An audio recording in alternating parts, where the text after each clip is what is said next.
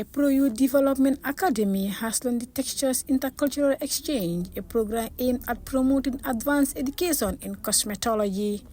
Gaye Njorro Academy, a leading institution dedicated to empowering youth through vocational training in partnership with Afro Hair Science International, launched the program recently.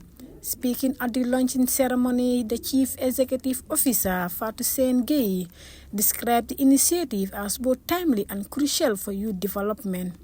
She emphasized the role of technology and creativity in education as a daily process, adding that cultural exchange is fundamental as it paves the way to learn new ideas. My passion is youth and women empowerment. So when I see women strive, I believe that a nation can be built. So with that, I contribute immensely to the national development of the Gambia by training young women so that they can stand, changing their mindset so that they can empower themselves and empower others. I'm really passionate about doing that, and I'll do it to any level. With the use of technology and creativity, it's important. Because whatever innovation happens overnight, every day we have to innovate until the day we die. And if we want to do that, we have to learn and share. So this cultural exchange, we call it one teach one. They learn from us and then we learn from them. Ladosa Wright, author and cosmetologist, highlighted that her mission is to teach students about Afro hair science. According to her, this will boost their self-esteem and advance their careers, considering the population of the Gambia and its unique hair types. Number one, teach the students about the science of Afro hair. We want them to utilize this science to do a few things, such as one, improve on their consultations. That's number one. Number two, we want them to be able to have some problem-solving, skills when it comes to issues that people might be having with their scalp and their hair. We also want them to recommend what products to use on the hair, and also to utilize the resources that you guys have here that are so good for the scalp and the hair. And in turn, this will of course generate more income. It will bring more credibility to their craft, and overall it's going to boost their self-esteem and their confidence to take their career and their opportunity to go to the next level with more education, a lot more serious. Instead of just being viewed as someone who does hair or braids, we want them to take this certification in Afro hair science and be proud of it, and again to be able to solve more problems and upsell services that people will need for their scalp and their hair.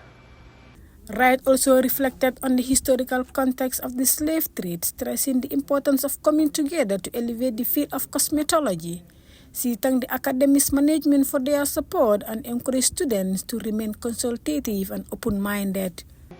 Given the realities of what happened during slavery to separate us, it's time for us to come back together and to take this cosmetology to the next level, off of, as we would say back at home, standing on the shoulders of the giants. So we know we have this in us and we can do it. Another speaker, Julanda Zachary, reinforced the importance of youth skills development, commending the academy for its commitment to nurturing talented young women. So I just want to teach some of my gifts, my techniques to the girls, because serving food and doing casual fine dining is something you can do anywhere.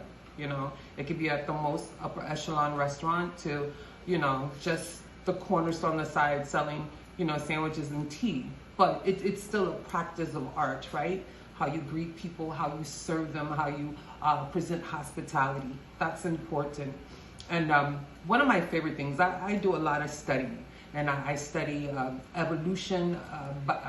evolutionary biology, right? Particularly about humans' existence and coming from Africa. We know that. And I think one of the most fundamental things when early humans were starting to have abstract minds is how they showed their love and regard for another human. And that would be by sharing food.